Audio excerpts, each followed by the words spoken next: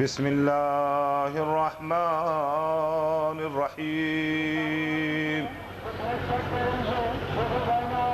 الحمد للہ رب العالمین والعاقبۃ للمتقین والجنۃ للموحدین والنار للكافرين المشركين الملحدين العاصين ثم الصلاة والسلام على سيد الأنبياء والمرسلين خاتم النبيين محبوب رب المشرقين ورب المغربين جد الحسن والحسين مولانا ومولى الثقلين سيدا الممجد بشير المسدد نذير المؤيد المصطفى الأمجد محمود الأحمد مولانا ومقتدانا وهادينا وناصرنا أبي القاسم محمد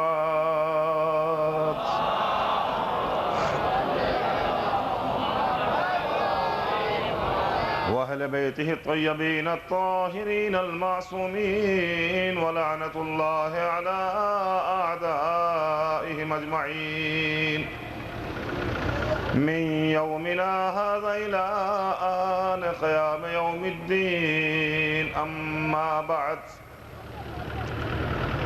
فقد قال الله سبحانه وتعالى في كتابه المحكم وخطابه المتقن وقوله أحسن بسم الله الرحمن الرحيم ومن الناس من يشري نفسه ابتغاء مرضات الله والله رؤوف بالعباد صلوات بر محمد وآل محمد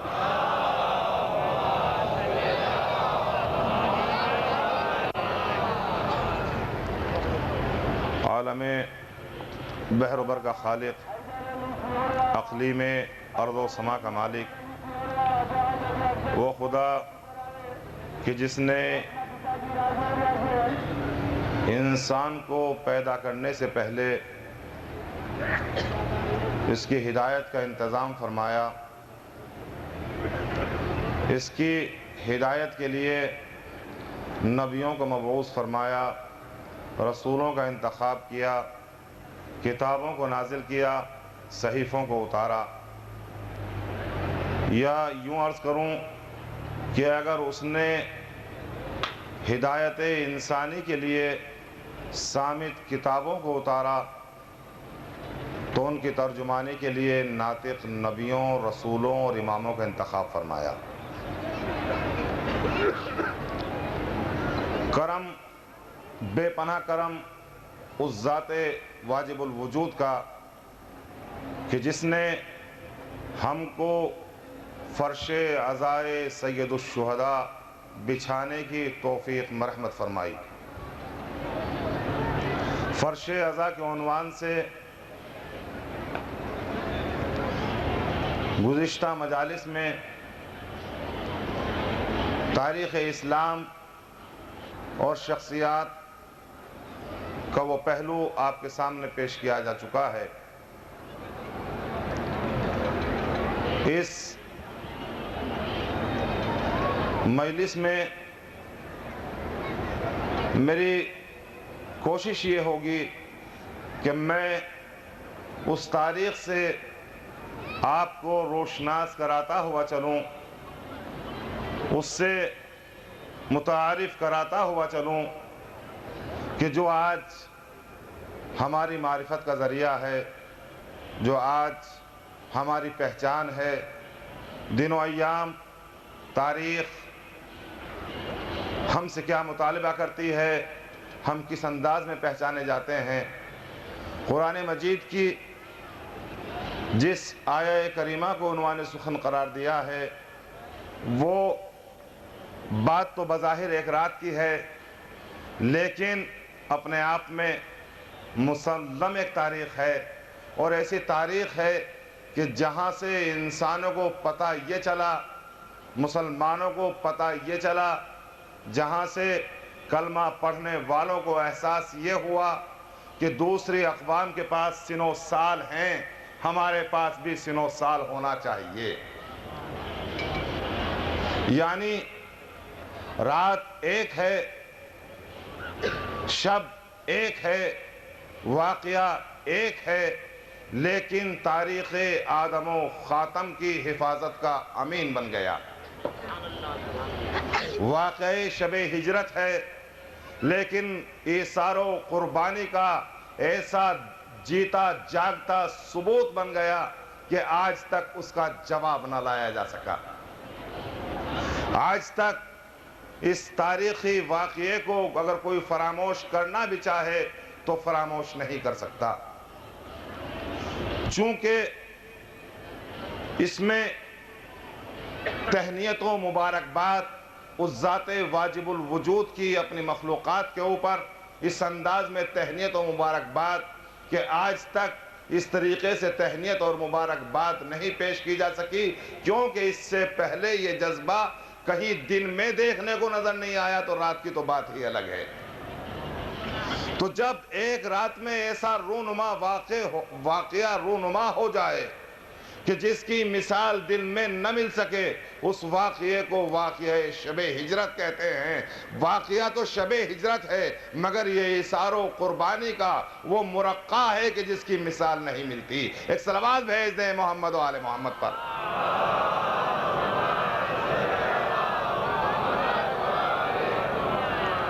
ارشاد حضرت احدیت ہو رہا ہے، لوگوں میں سے کچھ لوگ ایسے بھی ہیں جو مرضی خدا، تقرب خدا، خوشنودی خدا، مرضی پروردگار حاصل کرنے کے لیے اپنے نفسوں کا سودا کر ڈالتے ہیں، اور ان کا خریدار کوئی اور نہیں ہوتا بلکہ وہی خالق اور مالک ہوتا ہے جو نفسوں کا پیدا کرنے والا ہے۔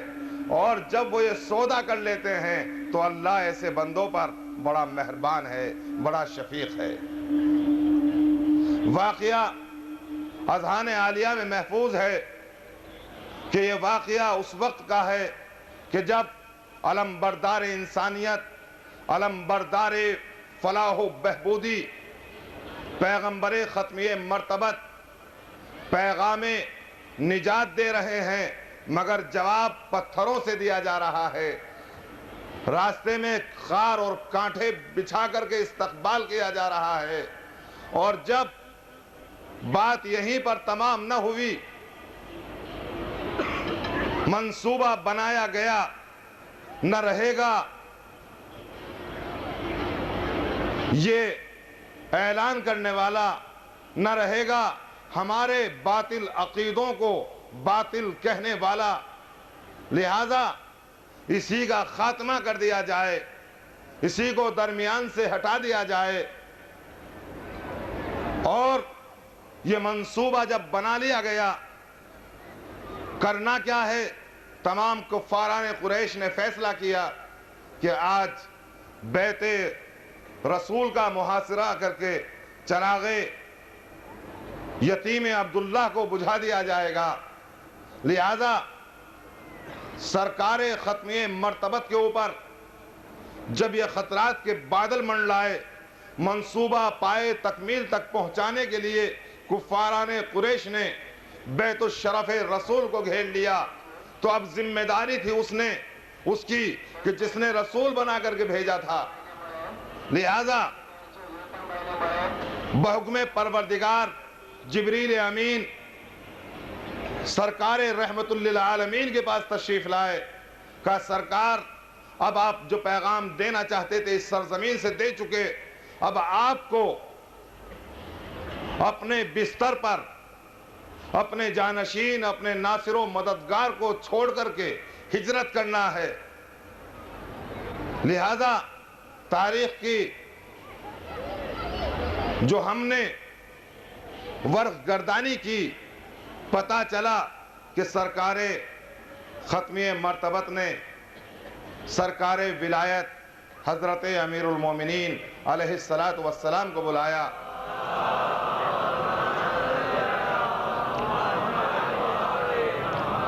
اور بلانے کے بعد ارشاد فرمایا، علی بیت الشرف رسول کو گھیر لیا گیا ہے، گھر کا محاصرہ کر لیا گیا ہے، مجھے حکم دیا گیا ہے کہ میں اس رات کے سناٹے میں، اس رات کے اندھیرے میں یہاں سے مدینہ چلا جاؤں اور تمہیں میرے بستر پر سونا ہے، لیکن علی یاد رہے اس وقت سونا ہے کہ جب میرے خون کی پیاسی ننگی تلواریں میرے گھر کے چاروں طرف آ چکی ہیں۔ اگر اس عالم میں سونے کا حکم دیا جائے، نیند اگر آ بھی رہی ہو تو اڑ جائے۔ کیوں؟ جو آدمی سونا جانتا ہے، سونا چاہتا ہے، وہ کہیں بھی سو سکتا ہے، لیکن ایک وہ آدمی کہ جو سوتا نہیں ہے، جس کے گھر سے ہر روز سینکڑوں تکبیروں کی آواز بلند ہوتی ہے، اس سے خلاف عادت سونے کا فرمائش کی جا رہی ہے، سونے کا حکم دیا جا رہا ہے، سونے کے لیے کہا جا رہا ہے، اور بس جیسے ہی یہ کلمات مبارک سرکار ختمی مرتبت کی زبان اقدس سے نکلے، کام میری حفاظت کی ذمہ داری تمہارے اوپر ہے، اور تم اگر میرے بستر پر سو جاؤ تو میری جان بچ جائے گی۔ بس تاریخ بتاتی ہے ایک مرتبہ نگاہ امیر المومنین اٹھی، پیشانی نبوت کو دیکھا، اور پیشانی نبوت کو دیکھنے کے بعد کہا کیا میرے سو جانے سے آپ کی جان بچ جائے گی؟ کہا علی ایسا ہی ہے، تشریف لائیں۔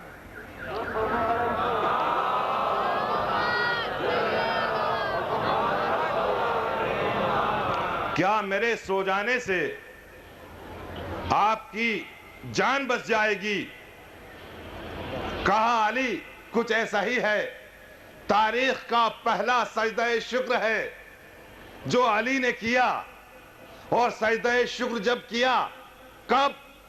جب زبان رسالت سے یہ کلمات ادا ہو گئے، تمہارے سو جانے سے میری جان بچ جائے گی، لہذا اس سجدہ شکر کو پہچانے علی نے اس عالم میں کہ جب بیت الشرف رسول کو خون کی پیاسی ننگی تلواروں نے گھیر لیا، اور جب خون کی پیاسی ننگی تلواروں کے نکلنے کا، باہر میان سے آنے کا علی کو یقین ہو گیا، اس عالم میں سجدہ شکر کر کے بتایا کہ جب خون کی پیاسی ننگی تلواریں ہمارے گھر کے چاروں طرف آ جائیں تو ہم سجدہ شکر کرتے ہیں، اور جب میدان کارزار میں دشمن کو زیر کرتے ہیں تو پھر خدا کا ذکر کرتے ہیں۔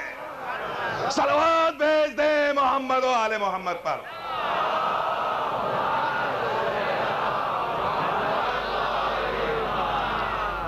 اور اب تاریخی میں نے کہا کہ ایک واقعہ نہیں ہے، بلکہ یہ آپ کی ایک وہ تاریخ ہے جو آپ سے وابستہ ہے۔ اس سے پہلے کیا آپ بتا سکتے تھے کہ مسلمانوں کا سن کیا تھا؟ اس سے پہلے آپ بتا سکتے تھے اسلام مسلمانوں کا اسلامی کیلنڈر کا نام کیا تھا؟ کس تاریخ سے ثابت کر سکتے ہیں؟ نہیں ملتا۔ اس کے بعد ملتا کہ جیسے ہی سرکار نے مکے سے مدینے کی طرف ہجرت کی تو بڑے طویل القامت شخص کی طرف سے مشورہ آیا کہ اب ہمارا بھی سنو سال ہونا چاہیے اور ہمارے سن کی بنیاد پڑ جانا چاہیے، لہذا اب یہاں سے سن ہجری کی بنیاد رکھی گئی۔ سن ہجری یہاں سے، مگر میں تاریخ سے واقفیت رکھنے والوں کی خدمت میں یہ عرض کروں، سرکار ختمیہ مرتبت نے کس ماہ مبارک میں ہجرت فرمائی ہے؟ بھئی جب سن شروع ہوتا ہے تو اسی مہینے سے ہوتا ہے نا جو مہینہ سال کا پہلا ہوتا ہے، تو اسلامی کیلنڈر کے اعتبار سے سال کا پہلا مہینہ کون سا؟ قبلہ وضاحت فرما چکے ہیں مشہدی صاحب رات کی مجلس میں۔ قبلہ سال کے پہلے دن کا پہلا مہینہ بتا چکے ہیں کہ سال کا اسلامی کیلنڈر کے اعتبار سے پہلے مہینے کا نام ہے محرم۔ سرکار نے ہجرت فرمائی ہے 9 ربیع الاول کو، لہذا ربیع الاول کو سن ہجری کا پہلا مہینہ ہونا چاہیے تھا یا نہیں؟ سن ہجری کا پہلا مہینہ ربیع الاول ہونا چاہیے تھا، لیکن سن ہجری کا پہلا مہینہ ہوتا ربیع الاول اگر قربانی علی اس میں شامل نہ ہوتی۔ لہذا اب سمجھئے کہ نصرت علی کتنے سال کی ہو گئی؟ اگر آج 1430 برس ہو گئے ہیں تو گویا علی کی نصرت کی عمر، نصرت علی کی عمر مبارک 1430 برس بظاہر ہو چکی ہے۔ تو یہاں سے نصرت رسول کی بنیاد ڈال دی بستر رسالت پر سو کر کے علی نے۔ نصرت علی کی بنیاد ڈال دی بستر رسالت ختمیہ مرتبت پر سو کر۔ سونا نہیں تھا بلکہ قربانی کا مظہر تھا۔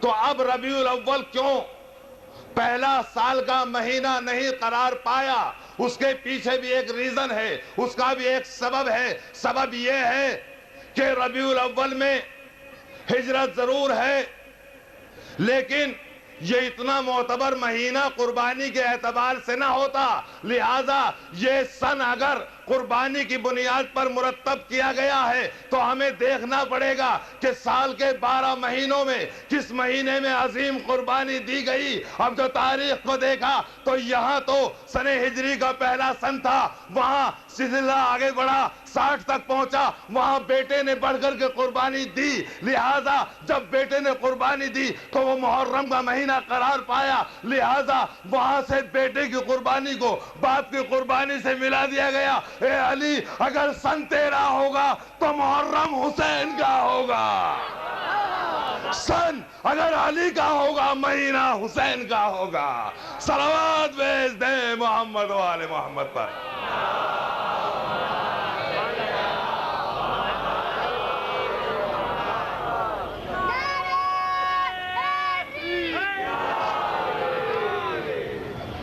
یہاں اگر یہ سن رکھا گیا ہے تو اس قربانی کی بنیاد پر، لہذا مہینے کو بھی شروع ہونا چاہیے تھا قربانی کی بنیاد پر۔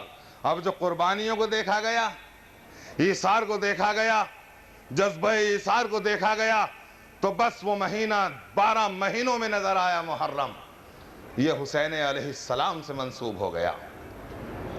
اور اب جب حسین علیہ السلام سے منسوب ہوا تو اگر کوئی بھلانا بھی چاہے قربانی علی تو بھلا نہیں سکتا۔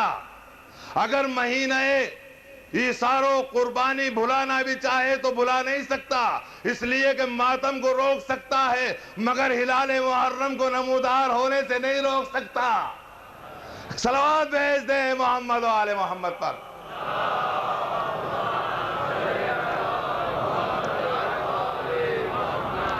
اے علی تمہیں میرے بستر پر سونا ہے، بظاہر سونا تو بہت آسان ہے، کوئی بھی کہیں بھی سو سکتا ہے، لیکن اس جذبہ ایثار و قربانی کے تحت سونا ہو سکتا ہے کہ یہ تمہاری زندگی کی آخری رات ہو۔ سرکار ختمی مرتبت سے تو چھوٹے ہی تھے علی بظاہر عمر میں، کہہ سکتے تھے سرکار یہ کام آپ کر لیجئے، ابھی میں نے دیکھا ہی کیا ہے، ابھی میری عمر ہی کیا ہے، آپ تو مجھ سے پھر بھی کم از کم 30 سال بڑے ہیں بظاہر یوں تو یہ ایک نور کے مصداق ہیں، دونوں کی تخلیق کا وقت ایک ہے، لیکن یوں کہا جا سکتا تھا سرکار کم از کم آپ مجھ سے 30 سال بڑے ہیں، یہ کام مجھ سے نہ کرائیے، آپ نے تو کچھ دیکھ بھی لیا ہے، مجھے دیکھنے دیجئے۔ لیکن ہاں کہہ دیتے اگر اطاعت رسول اور منصب رسول نگاہ میں نہ ہوتا، لہذا ایک مرتبہ سجدہ شکر کر کے بتایا کہ ہم وہ ہیں کہ جس کے سونے سے ذات محمد نہیں بلکہ وجود نبوت بچ جائے، تو جس کے سونے سے وجود نبوت بچ جائے اس کو علی کہتے ہیں، جس کے جاگنے سے وجود وحدانیت بچ جائے اس کو علی کہتے ہیں، جس کے چلنے سے میدان شجاعت میں شجاعت کا بھرم رہ جائے اس کو علی کہتے ہیں، جس کے انگوٹھی دینے سے زکوٰۃ کا بھرم رہ جائے اس کو ذات علی کہتے ہیں۔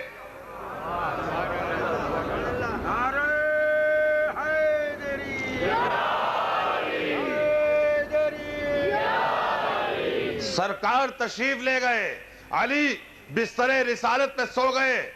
میں کہوں گا سرکار کیا ایک دن کے لیے بستر کو خالی نہیں چھوڑا جا سکتا؟ سرکار ایک دن کے لیے بستر کو خالی چھوڑ دیجئے، آپ کم از کم اس شہر سے دوسرے شہر ہی میں تو جا رہے ہیں، اس دنیا سے دوسری دنیا میں تو نہیں جا رہے ہیں۔ کیا حرج تھا؟ نہ جانے کتنے لوگ یہاں تشریف فرما ہیں جو اپنے اپنے گھروں میں تالے لگا کر کے آئے ہیں، اپنے گھروں کو تنہا چھوڑ کر کے آئے ہیں۔ کہا تمہارے وہ عام گھر ہیں جن کو تم چھوڑ کے جا سکتے ہو، یہ بستر رسول ہے، اس کو ایک دن کے لیے بھی سونا نہیں چھوڑا جا سکتا۔ موالیان حیدر کرار کی سماعتوں کی نظر جملہ کر رہا ہوں، ایک شب کے لیے بھی جب بستر رسالت نہیں چھوڑا جا سکتا تو پھر بعد زندگی اپنی مسند کو بغیر نائب کے منتخب کیے ہوئے کیسے چھوڑا جا سکتا ہے؟ صلوات بھیج دیں محمد و آل محمد پر۔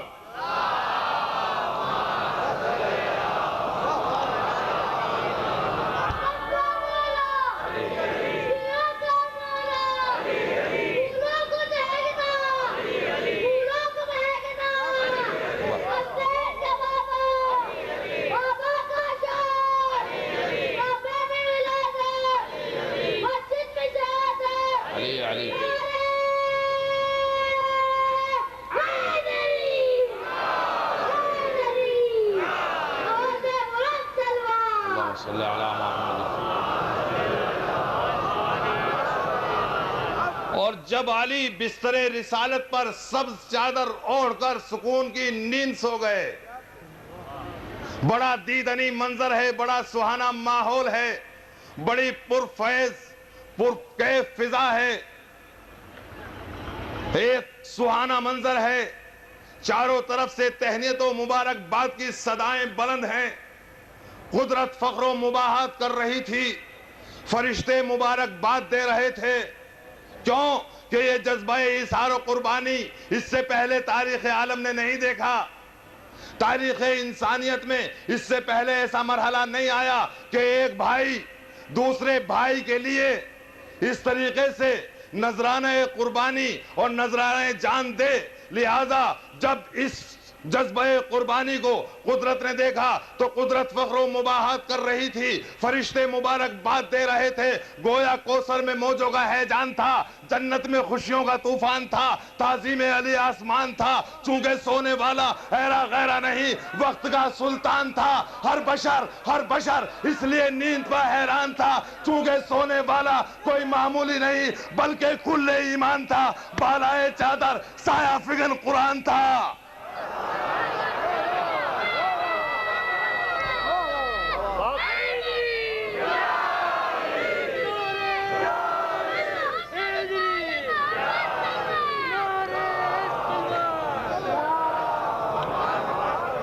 سونے والا معمولی نہیں بلکہ وقت کا سلطان تھا. ہر بشر اس لیے نیند پہ حیران تھا کہ آگ جاگنے والا سو کیسے گیا. اور جب اس سونے والے سے پوچھا کیسے سوئے کہ اس سے پہلے ایسی نیند کبھی نہ آئی. ہمارا حفاظت کا مسئلہ سو کر کے حفاظت نہیں کی جاتی. کہا بس سوچ لو اگر ہم سو جائیں تو نبوت کی حفاظت کر لیں, اگر جاگ جائیں تو شریعت کی حفاظت کر لیں. صلوات بھیج دیں محمد و آل محمد پر.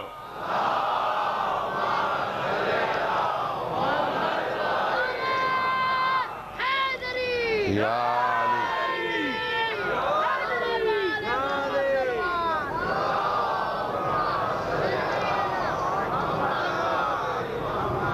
جب یہ نظارہ سہانا منظر قدرت نے دیکھا تو ایک مرتبہ کوئی اور تو نہ تھا, سامنے ملائکہ تھے.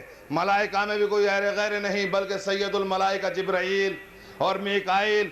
کا دیکھ رہے ہو تم میں سے کوئی ایسا ہے جو ایک دوسرے کے اوپر جان نچھاور کر سکے؟ کہا کسی اور وقت کے لیے بچا کے رکھیے, لہذا جاؤ مبارکباد کے لیے. اور اب جو مبارکباد کے لیے سید الملائکہ جبریل امین و میکائیل آئے تو ایک مرتبہ پائنتی کھڑے ہو گئے, اور پائنتی کھڑے ہونے کے بعد بڑے عجیب سے جملے ملتے ہیں جو مبارکباد سے تعلق رکھتے ہیں. بخن بخن لک یا علی ابن ابی طالب, بخن بخن لک یا علی ابن ابی طالب, اے ابو طالب کے لال. ہائے ہائے کیا کر رہے ہو جبرائیل؟ اے ابو طالب کے لال مبارک ہو. عزیزو یہ جملے یا تو شب ہجرت ملے یا پھر میدان غدیر میں ملے. بخن بخن لگیا علی ابن ابی طالب. تو یہ جملوں کا چور یہاں کیا کر رہا تھا؟ کہیں ایسا تو نہیں کہ شمع نبوت کو بجھانے کے لیے آیا ہو. بخن بخن لگیا علی ابن ابی طالب, اے ابو طالب کے لال مبارک ہو. سید الملائکہ حد ادب, آپ نے جو مبارکباد دی ہے تو کیا وہ آپ ڈائریکٹ نہیں دے سکتے تھے؟ علی مبارک ہو, داماد رسول مبارک ہو. آپ نے یہ کیوں کہا ابو طالب کے لال مبارک ہو؟ ابو طالب کے بارے میں لوگوں کے خیالات کیا ہیں پتہ نہیں ہے. کہا یہی تو بتا دینا چاہتا ہوں کہ مبارکباد کسی اور لقب سے دی جا سکتی تھی, مگر لفظ ابو طالب لگانا اس لیے ضروری تھا کہ یہ درس قربانی, درس ایثار و جذبہ ایثار اگر علی کو ملا ہے حفاظت نبوت کا تو وہ کہیں اور سے نہیں ابو طالب سے ملا ہے. اس لیے کہ یہاں سونے کی منزل ہے تو بیٹا سو کر کے حفاظت کر رہا ہے, وہاں جاگنے کی منزل ہے شعب ابو طالب میں تو باپ جاگ کر کے حفاظت کر رہا ہے. یہ جذبہ, یہ ایثار, یہ قربانی, یہ درس اگر علی کو ملا ہے تو ورثے میں ابو طالب سے ملا ہے. لہذا ضرورت تھی اس بات کی کہ محسن کو فراموش نہ کیا جائے. تو معصوم صفت ہوتے ہیں وہ افراد جو اپنے محسن کو یاد کرتے ہیں, جو اپنے محسن کے احسان کو یاد کرتے ہیں, جو قربانی کو یاد کرتے ہیں, اور جو قربانی کو فراموش کر دیتے ہیں ان کو ناعاقبت اندیش اور ان الفاظ سے یاد کیا جاتا ہے کہ جن کو کوئی اچھائی سے لینا بھی پسند نہیں کرتا, اور جو اپنی قربانیوں کو اور اپنے بزرگوں کی یادوں کو تازہ رکھتے ہیں ان کو بڑا لائق مند کہا جاتا ہے. ایک صلوات بھیج دے محمد و آل محمد پر.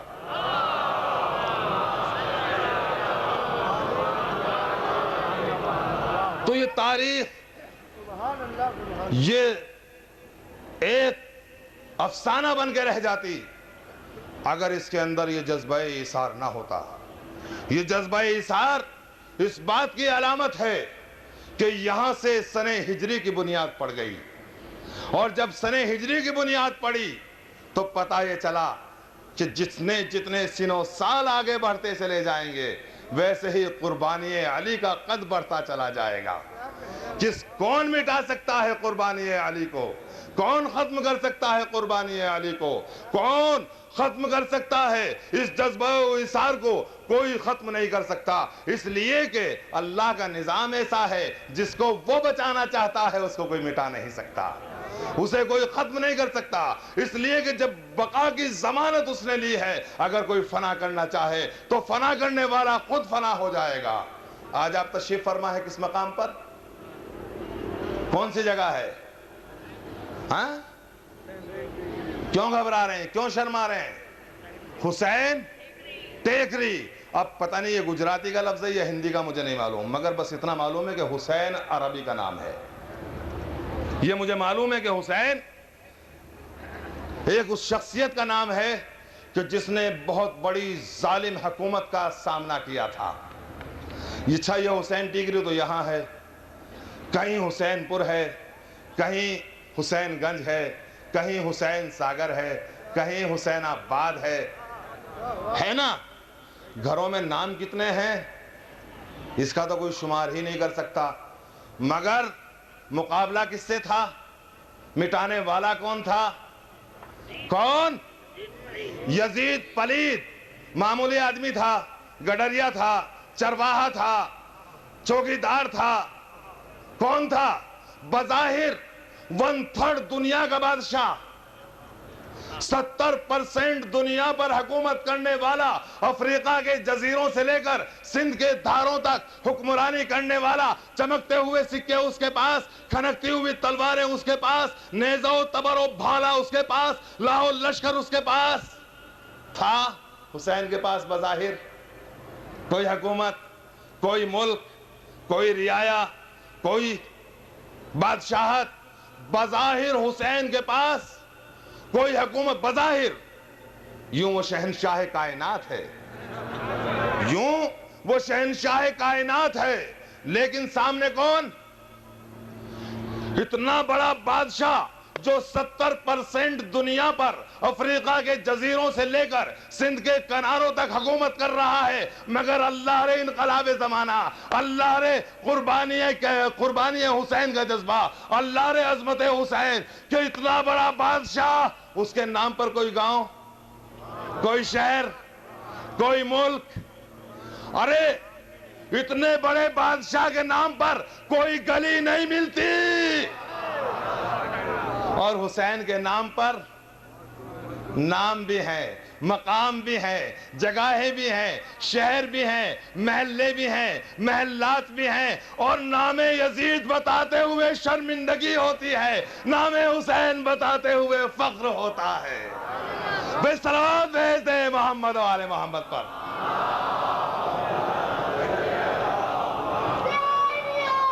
زندہ باد۔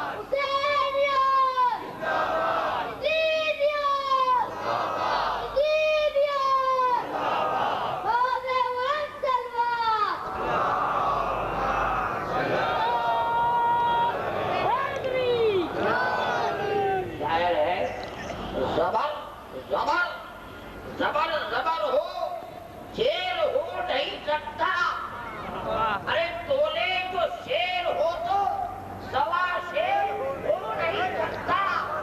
کہا حسین ابن علی نے، اے یزید فرید، جو کتا ہو تو کبھی شیر ہو۔ زندہ باد، زندہ باد،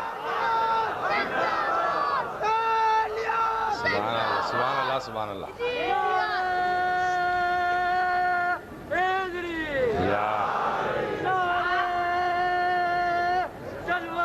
اللہم صلی علی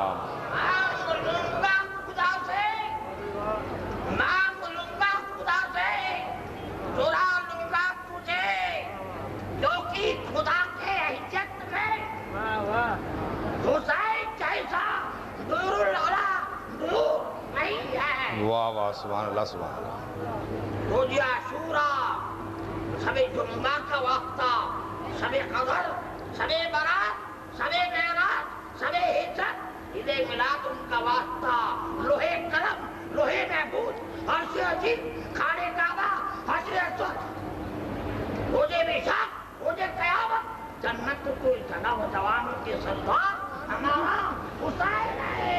सुभान अल्लाह। जिंदाबाद जिंदाबाद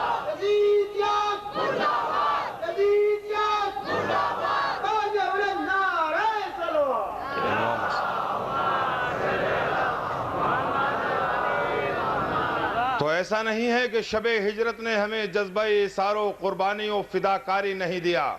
शब-ए हिजरत ने हमें दोनों पहलुओं पर गौर करने के लिए मौका दिया है। शब-ए हिजरत हमें ऐसा नहीं कि सिर्फ एक शख्सियत जो इसारो कुर्बानियों जज्बा फिदाकारी का पैकर है सिर्फ वो नजर आती है। नहीं, हमें दूसरा मोनिस, दूसरा हमदर्द, दूसरा गमगुसार नजर आता है।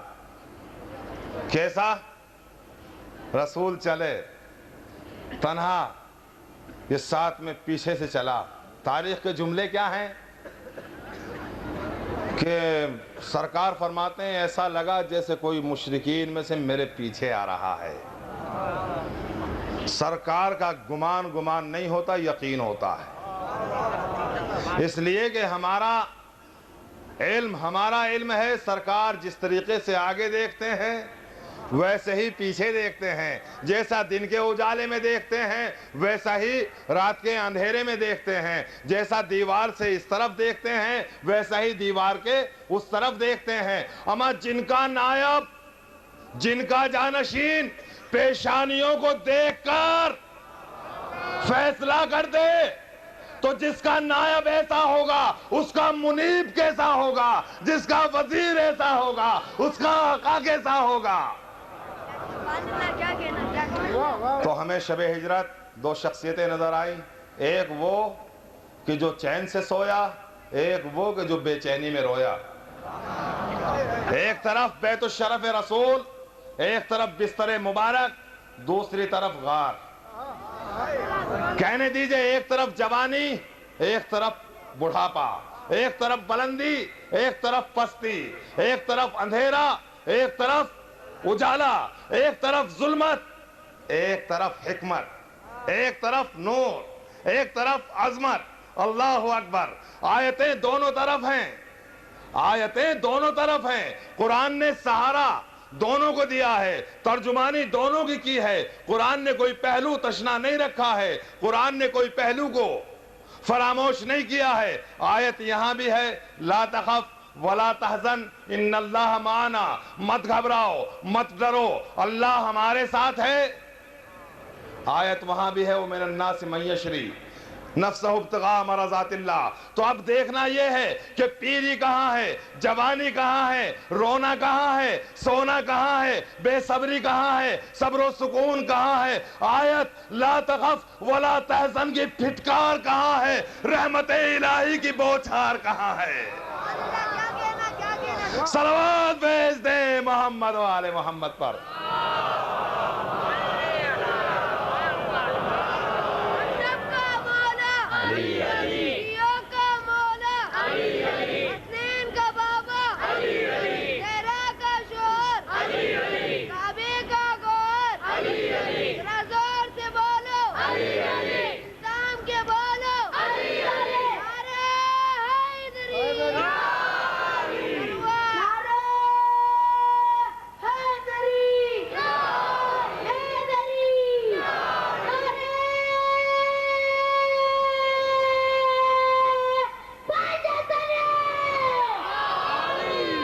हम तो चूंकि मुल्क हिंदुस्तान में रहते हैं, हमें मालूम है कि हम वलियों की कितनी कद्र करते हैं, क्योंकि हमें वहाँ से कुछ ना कुछ इस तरह के आसार और कुछ इस तरह के एहसासात का पता चलता है कि जहाँ तस्कीन का सबब बनता है।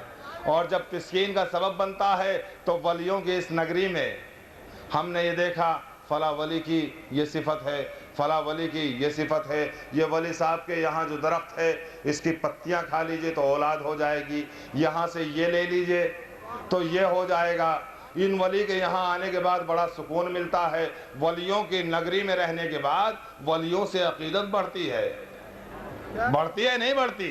क्यों? कि वली बड़े पुरसुकून होते हैं। कुरान मजीद ने भी कहा الا ان اولیاء اللہ لا خوف علیہم ولا ہم یحزنون. اولیاء خدا کو نہ کوئی رنج پہنچتا ہے، نہ کوئی صدمہ پہنچتا ہے، نہ وہ رنجیدہ ہوتے ہیں، نہ وہ غم زدہ ہوتے ہیں. ارے یہ کیسا ولی ہے، یہ کیسا ولی ہے جو غار میں رو رہا ہے؟ ارے ولی کو کوئی اذیت پہنچا نہیں سکتا، کوئی موذی ایذا دے نہیں سکتا، اس لیے کہ ہم نے تو یہاں تک دیکھا کہ ولیوں کے یہاں اگر موذی ایذا پہنچانے والا آ جائے، کہاں؟ چلیے سرزمین مراد آباد امروہہ، شاہ ولایت صاحب بچھو ہے، آپ ہاتھ پر رکھ لیجئے حدود شاہ ولایت صاحب میں، بچھو آپ کے ہاتھ پر رہے گا، کاٹے گا نہیں. کیوں؟ کہا صاحب یہ ولی کی کرامت ہے، یہ مومن ہے، مومن کو کوئی موذی ایذا نہیں پہنچا سکتا. تو جب صدیوں کے بعد پیدا ہونے والا ولی ان صفات کا حامل ہو سکتا ہے تو صفحے اول کا ولی کیسا ہے جس کو سانپ ڈس لے؟ لہذا ولی وہی ہو سکتا ہے جو بچپنے میں کلہ ازہر کے 2 ٹکڑے کر دے، وہ ولی نہیں بلکہ ولیوں کا ولی ہے. صلوات بھیج دیں محمد و آل محمد پر.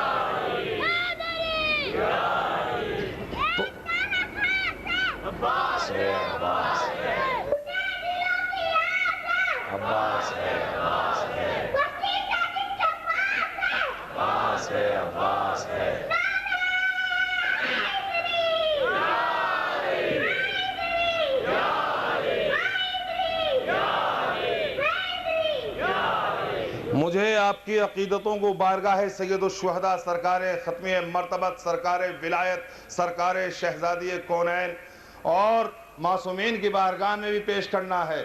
دامن وقت میں گنجائش بھی نہیں ہے، موضوع کو بھی سمیٹنا ہے، اس لیے کہ آپ نے آج کی شب منظم ہونا ہے. نثر کا سلسلہ 3 دن سے چل رہا ہے، آج نظم کی رات ہے، آج منظم ہونے کی رات ہے. آج آپ نے نثر کی شکل میں تاریخ اسلام کو سنا ہے، ابھی شعراء سے آپ نظم میں سنیں گے. یعنی جو بات صفحوں میں بیان کی جائے وہ مصروں میں بیان ہو جائے گی، جو تقریر گھنٹوں میں کی جائے گی وہ ایک مصرے میں آ جائے گی. ابھی ان کی باری ہے، لہذا ان کو بھی وقت دینا ہے، آپ نے ان کو بھی سماعت فرمانا ہے. لیکن مجھے آپ کی یہاں آمد کا بھی احساس ہے، مجھے آپ کی اس عقیدت کا بھی احساس ہے. لہذا اسی اعتبار سے سرکار ختمی مرتبت نے ہمیں کسی پہلو سے تشنا نہیں رکھا. سرکار ختمی مرتبت اور ان کی اولاد طاہرہ کی یہ صفات صرف انہی تک محدود نہیں ہے. اگر اثرات وہاں تک ہوتے تو صرف اس دور کے کلمہ کہنے والے مسلمان ہوتے، آج کلمہ پڑھنے والے مسلمان نہ ہوتے. کیا مطلب؟ کا مطلب یہ ہے اگر کلمات میں اثر نہ ہوتا، الفاظ میں تاثیر نہ ہوتی تو صرف زمانے رسول میں ہی پیدا ہونے والے مسلمان ہوتے. آج اگر پیدا ہونے والا کوئی لا الہ الا اللہ محمد الرسول اللہ کہے تو کیا کوئی یہ کہہ سکتا ہے کہ یہ مسلمان نہیں ہے؟ مسلمان ہے. کیوں؟ اس نے انہی کلمات کو ادا کیا ہے جو صفحے اول کے مسلمانوں نے ادا کیا تھا. تو اس زمانے کے مسلمانوں کو تو ہم نے یہ دیکھا کہ جو انہوں نے کہہ دیا وہ ہو گیا، جو انہوں نے سوچ لیا وہ ہو گیا. آج کے مسلمان کے اندر تو یہ بات نہیں ہے کہ جو کہہ دے سو ہو جائے. کیا یہ اثرات آج بھی باقی ہیں؟ کہاں باقی ہے؟ اگر لا الہ الا اللہ محمد الرسول اللہ انہی شرائط کے ساتھ کہا ہے جو شرائط کل پائے جاتے تھے. کیا مطلب؟ کہ لا الہ الا اللہ محمد الرسول اللہ حسنی فمن دخل حسنی فقد امینا، لیکن بشرطها و شروطها وانا من شرطها من شروطها. کس نے فرمایا؟ شاہ خراسان حضرت امام رضا علیہ السلام نے. کب؟ صلی علی محمد و آل محمد۔ کب ارشاد فرمایا جب آپ کی سواری سرزمین عرب سے گزرتی ہوئی سرزمین عجم نیشا پور میں پہنچی، مجمع ہے، جم غفیر ہے، چاہنے والے ہیں، کلمہ پڑھنے والے ہیں، سرکار تشریف لا رہے ہیں، فرزند رسول آ رہا ہے، سرکار کی سواری آ رہی ہے، سب کے سب اکٹھے ہو گئے۔ تاریخ نے ایک منظر پیش کیا ہے کہ 24,000 تو خالق قلمدان تھے، 24,000 قلمدان تھے۔ یہ لکھنے کے لیے سرکار حدیث بیان فرمائیں گے تو ہم لکھیں گے۔ آج لہجہ رسول سننے کا موقع ملے گا، آج شکل فرزند رسول دیکھنے کا موقع نصیب ہوگا۔ جم غفیر، آج ایمانداری سے معاف کیجئے گا، میں کوئی طنز نہیں کر رہا ہوں، اتنے بڑے مجمع میں کیا سب کے سب پڑھے لکھے نکل آئیں گے؟ اتنے بڑے مجمع میں کیا سب کے سب پڑھے لکھے ہیں؟ کہا نہیں، آج بھی ہندوستان کی تاریخ اور سروے یہ بتاتا ہے کہ آج بھی ہندوستان میں پڑھے لکھوں کی تعداد کم ہے۔ تو جب جس مجمع میں 24,000 پڑھے لکھے نکل آئیں، اس مجمع میں ان پڑھوں کا اندازہ نہیں لگایا جا سکتا۔ ایک مرتبہ فرزند رسول کی سواری آئی، ابھی سواری آ ہی رہی ہے، لوگ انتظار کر رہے ہیں۔ مفتیوں فتویٰ لگاؤ، انتظار کرنا بدعت ہے۔ نیشا پور کے مفتیوں آگے بڑھو، اور آگے بڑھنے کے بعد کہو یہ کیا کر رہے ہو؟ 24,000 جب پڑھے لکھے جمع ہوئے ہوں گے تو کم از کم کچھ نہ صحیح 1,00,000 2,00,000 آدمی تو اکٹھا ہوئے ہوں گے۔ 1,00,000 2,00,000 آدمیوں کو اکٹھا ہونے میں کچھ وقت لگا ہوگا، اور جب وقت لگا ہوگا اس سے پہلے اعلان ہوا ہوگا فرزند رسول آ رہا ہے، جانشین رسول آ رہا ہے۔ آنے کے بعد میں درمیان سے لفظوں کو نکال رہا ہوں بڑے اختصار کے ساتھ۔ کیا کہا؟ اب جو محمل آئی، سواری آئی، کہا سرکار ذرا پردہ ہٹا دیجئے، رخ زیبا سے ذرا پردہ ہٹا دیجئے۔ ایک مرتبہ پردہ ہٹا، جیسے ہی پردہ ہٹا صلی علیہ کی صدا بلند ہونے لگی، چاہنے والوں کے چہرے کھلکھلا اٹھے، چاہنے والے مسکرانے لگے، حاسدوں کے چہرے اتر گئے۔ اور ایک مرتبہ کہا سرکار کوئی حدیث بیان فرمائے۔ ارے کیا چہرہ رسول دیکھ کر کے اطمینان نہیں ہوا؟ جانشین رسول دیکھ کر کے اطمینان نہیں ہوا؟ کہا ابھی تو شباہت رسول دیکھی ہے، ابھی تو صورت رسول دیکھی ہے، ابھی گفتار رسول سننا چاہتے ہیں، ابھی اذانیں آوازیں فرزند رسول سننا چاہتے ہیں۔ صورت تو واقعاً رسول کی صورت ہے، آپ گفتار دیکھنا چاہتے ہیں، سننا چاہتے ہیں۔ اللہ اکبر، پیغام میں کتنی مطابقت ہے۔ جب سرکار کوہ ابو قبیس پر پہنچے تو کیا کہا؟ لا الہ الا اللہ تفلحو، تم لا الہ الا اللہ کہو فلاح پا جاؤ گے۔ اور انہوں نے آنے کے بعد کیا کہا؟ لا الہ الا اللہ محمد الرسول اللہ کہو، قلعہ امن کے اندر آ جاؤ گے، قلعہ محفوظ کے اندر آ جاؤ گے۔ اور جب قلعہ محفوظ کے اندر آ جاؤ گے تو آج کم از کم تمام مسلمانوں کو محفوظ قلعے کے اندر ہونا چاہیے۔ آج مسلمان پٹ کیوں رہا ہے؟ آج مسلمان دبایا کیوں جا رہا ہے؟ آج مسلمان کو کچلا کیوں جا رہا ہے؟ یہ مسلمان نہ کچلا جاتا اگر اسی شرائط کے ساتھ کلمہ اسلام پڑھا جاتا، جس شرائط کے ساتھ سرکار نے پڑھوایا تھا یا فرزند رسول نے پڑھوایا تھا۔ اور جہاں جہاں کلمے کا اثر ہے وہاں وہاں قلعہ حفاظت ہے، وہاں وہاں آج بھی امن کا گہوارہ ہے۔ ارے ایران میں کلمہ پڑھنے والے شرائط کے ساتھ موجود ہیں، کسی سے نہیں ڈرتے۔ ڈرتے ہیں؟ کسی سے نہیں ڈرتے۔ کیوں؟ سرکار نے فرمایا تھا قلعہ لا الہ الا اللہ محمد الرسول اللہ قلعہ حفاظت ہے، محفوظ قلعہ ہے، لہذا جو اس سے وابستہ رہے گا یقیناً حفاظت میں رہے گا، اور وہ ایسی حفاظت میں رہے گا دنیا اسے ڈرا نہیں سکتی، دنیا اسے مرعوب نہیں کر سکتی، دنیا اسے دبا نہیں سکتی۔ اگر مظاہرہ دیکھنا ہو، اگر مشاہدہ کرنا ہو تو دنیا کی سپر پاور ایک جوتے سے ناپ دیا۔ ہائے ہائے کتنے اطمینان سے۔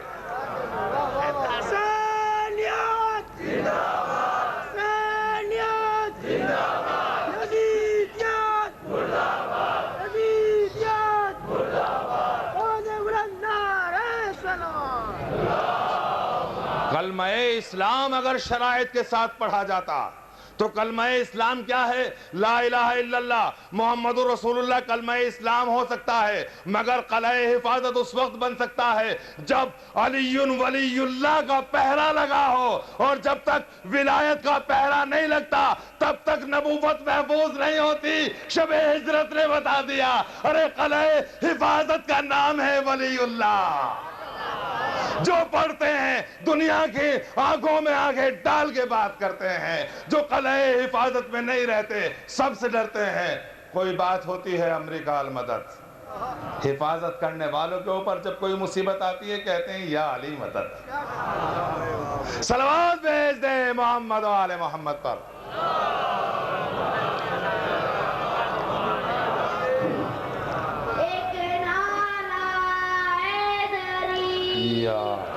لہذا سرکار ختمی مرتبت کے اس نمائندے نے بتایا کہ اگر تمہیں قلعہ حفاظت میں رہنا ہے تو ولایت کی چہر دیواری میں آنا ہوگا، اور جب تم ولایت کی چہر دیواری میں آ جاؤ گے تو اب تمہارے اوپر نہ شرک کا حملہ کارگر ہو سکتا ہے، نہ تمہارے اوپر نفاق اثر انداز ہو سکتا ہے، نہ تمہارے اوپر دنیا کی ہیبت طاری ہو سکتی ہے، لیکن شرط یہ ہے تمہیں قلعہ ولایت میں آنا ہوگا، اور قلعہ ولایت میں آنے کے لیے ضروری ہے کہ انسان کو با ایمان ہونا ہوگا، اور جب کلمہ اسلام انسان پڑھ لیتا ہے تو یقیناً با ایمان ہو جاتا ہے۔ لیکن جو ایمان کی تاثیر زمانہ سرکار ختمی مرتبت میں تھی وہ بعد میں ہے یا نہیں اس کو بھی دیکھنا ہے۔ اس لیے کہ ایک مرتبہ سرکار ولایت حضرت امیر المومنین نے فرمایا، مومن جو کہہ دے سو ہو جائے، مومن جو کہہ دے سو ہو جائے۔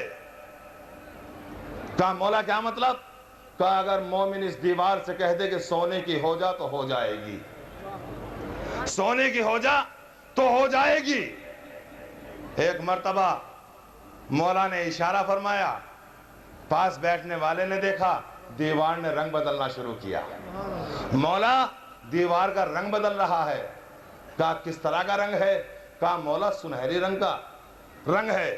کہا اب غور سے دیکھ۔ اب جو غور سے دیکھا تو پتا چلا کہ دیوار سونے کی ہو گئی۔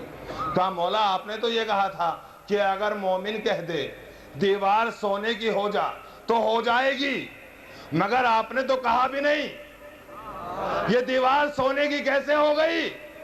کہا مومن کے لیے کہا ہے کہ وہ کہے امیر المومنین اگر اشارہ کر دے، مومن اگر کہہ دے تو ہو جائے، امیر المومنین اگر اشارہ کر دے۔ اور سرکار امیر المومنین تک اگر بات رہ جاتی تو پھر بھی تشنگی باقی رہ جاتی۔ لہذا اب خالق امیر المومنین کو دیکھنا پڑے گا۔ خالق امیر المومنین کو دیکھا تو سورہ یاسین نے بڑھ کر کے سہارا دیا، انما امرہ اذا اراد شیئا ان یقول له کن فیکون، یعنی اگر وہ ارادہ کر لے کہ ہو جا تو ہو جاتا ہے۔ لہذا یہاں جذبہ فداکاری کو، جذبہ ایثار کو دیکھنے کے بعد کیا فرمایا؟ اے علی تم نے آج میرے حبیب کی جان بچائی تو صحیح، میں بھی تمہیں موت و حیات کا مالک بنائے دیتا ہوں، میں بھی تمہیں موت و حیات کا مالک بنائے دیتا ہوں، چاہے تو تکبیر کہہ کر زندے کو مردہ کر دینا، یا ٹھوکر مار کر مردے کو زندہ کر دینا۔ لہذا امیر المومنین اگر اشارہ کر دے تو ہو جائے، مومن اگر کہہ دے تو ہو جائے۔ تو کیا صرف اسی زمانے میں مومن تھے؟ بعد میں آئیے چلیں، ایک مومن ہے سرے راہ بیٹھا ہے، ایک مومن ہے سرے راہ بیٹھا ہے، کیا کر رہا ہے؟ بچوں کی طرح مٹی سے کھیل رہا ہے، مٹی سے کھیل رہا ہے۔ کون؟ کون؟ بہلول نہیں ہے، مومن ہے، مومن۔ سرکار نے کیا فرمایا تھا؟ مومن جو کہہ دے سے ہو جائے۔ اب نہ کہنا بہلول نے، بھئی صلوات بھیجے نا محمد و آل محمد پر۔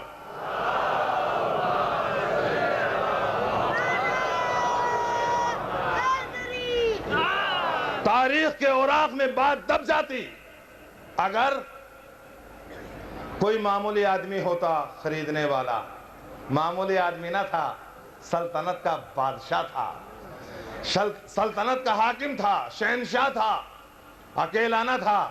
اگر اکیلا ہوتا تو چھپا لیتا، عورتوں سے بات چھپتی بھی نہیں ہے۔ لہذا کیا دیکھا بہلول سرے راہ بیٹھے ہیں، کیا کر رہے ہو؟ کہا جنت کے حجرے بنا رہا ہوں۔ کہا بیچو گے؟ کہا اسی لیے تو بنا رہے ہیں۔ قیمت؟ کہا جو تمہارے گلے میں ہار پڑا ہوا ہے۔ زبیدہ نے ہار اتارا، شوہر کو غصہ آیا، مگر کہہ بھی نہیں سکتے تھے، ہوم منسٹر ہے نا، اگر یہاں کچھ کہہ دیتے تو پھر اللہ ہی جانے کیا ہوتا۔ لہذا یہاں تو کچھ نہ کہا، چل دیے۔ رات ہوئی، رات کو خواب دیکھا، خواب میں محلات نظر آئے، محلات میں بہشت کا محل نظر آیا، محل میں ایک محل ایسا نظر آیا جس کے اوپر لکھا ہوا تھا ہذہ قصر زبیدہ، یہ زبیدہ کا گھر ہے۔ جانا چاہا، دربان نے پکڑ لیا۔ کہاں جا رہے ہو؟ کہا بیوی کے گھر میں جا رہا ہوں، یہ میری بیوی ہے زبیدہ۔ کہا کہاں تھی؟ کہا میری بیوی ہے زبیدہ۔ کہا یہ آخرت میں مومن کو ملنے والے صلے کا نام ہے جنت۔ کہا میری بیوی تھی۔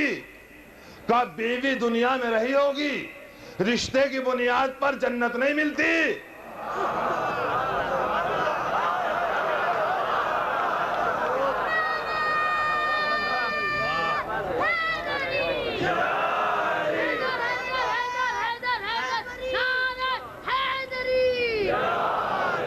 رشتے کی بنیاد پر جنت نہیں ملتی۔ اگر یہاں کا کوئی نگہبان ہوتا، چوکیدار ہوتا تو کچھ جیب میں ہاتھ ڈال کے کچھ کر لیا جاتا، معصوم نگہبان تھا۔ لہذا پلٹ آیا، کہا چلو کوئی بات نہیں ہے، جیسا بیوی نے خریدا تھا ویسے میں بھی خرید لوں گا۔ اب صبح ہوئی، اور اب جو صبح ہوئی تو یہ چلا تنہا نہیں، کہا چلو شریک حیات سے کہا کیوں؟ کہا چل رہے ہیں، آج موڈ ہو رہا ہے گھومنے کا، چلے۔ روزانہ تو فرمائش ہوتی ہے بیویوں کی طرف سے کہ چلے، اور جس دن شوہر کہنے لگے کہ چلو، اس دن کوئی نہ کوئی معاملہ ہے ضرور۔ اب کیا دیکھا بہلول پھر وہیں بیٹھے ہوئے، کیا کر رہے ہو؟ کہا جنت میں حجرے بنا رہا ہوں، جنت کے گھر بنا رہا ہوں، بیچو گے؟ کہاں قیمت؟ تیری سلطنت۔ کہا کل یہ قیمت ایک ہار کے بدلے میں، آج یہ حجرہ پوری سلطنت کے بدلے میں۔ کہا تو جیت کر نہیں، ہار کر کے آیا ہے۔ کل یہ ہار ایمان بالغیب کی قیمت بن گیا، آج دیکھ کر کے آیا ہے، لہذا یہ تیری ہار کی علامت بن گیا۔ جنت ملتی ان کو ہے جن کے پاس دولت غیب ہوتی ہے، دولت یقین ہوتی ہے۔ لہذا دولت یقین تھی تو علی بستر پہ سوئے، یقین تھا حفاظت ہو جائے گی۔ صلوات بھیج دے محمد و آل محمد پر۔